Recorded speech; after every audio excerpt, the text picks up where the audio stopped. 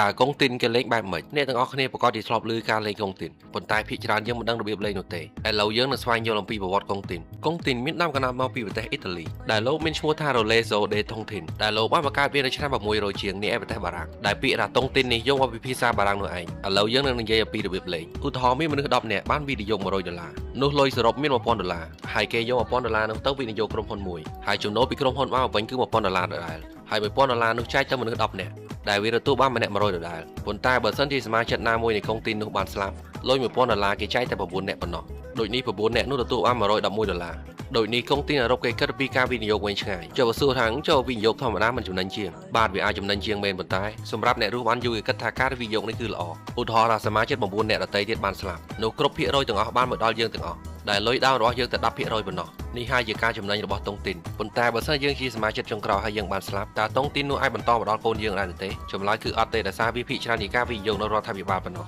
ពេលអ្នកលេងតុងទីនចុងក្រោយបានស្លាប់ការវិនិយោគរបស់គាត់នឹងផ្ទេរទៅរដ្ឋាភិបាលទាំងអស់ចុះតុងទីនខ្មែរយើងវិញគេលេងមិនវិញតុងទីនខ្មែរយើងមានរបៀបលេងខុសពីអឺរ៉ុបដែលរបៀបលេងនោះគឺមានមនុស្ស10នាក់បានលេងតុងទីនហើយតម្លៃក្បាលតុងទីនគឺ100ដូចនេះមនុស្ស10នាក់នោះត្រូវបង់100ជារៀងរាល់ខែហើយសមាជិកនីមួយៗមានលេខរៀងទទួលលុយចាប់ពីលេខ1រហូតដល់លេខ10ដែលខែដំបូងមេតុងទីនជាអ្នកបានដែលយើងហៅថាសមាជិកទី1ដូចនេះលុយដែលគាត់បានគឺ1000ពេលដែលគាត់ទទួលបានលុយនោះហើយគេហៅថាងាប់ប៉ុន្តែស្រាប់តែដល់ខែទី2ជាពេលដែលសមាជិកទី2ទទួលបានលុយប៉ុន្តែសមាជិកទី3បាននិយាយថាខែនឹងឲ្យខ្ញុំយកតែ650ប៉ុណ្ណោះដូចនេះលុយតុងទីននឹងបដូរទៅសមាជិកទី3វិញបន្ទាប់ពីសមាជិកទី3បានបដូរលុយទៅ950ហើយលុយតុងទីននេះគេបង់តែ$95ប៉ុណ្ណោះហើយអ្នកដែលបានដេញ950គឺត្រូវបង់100ដ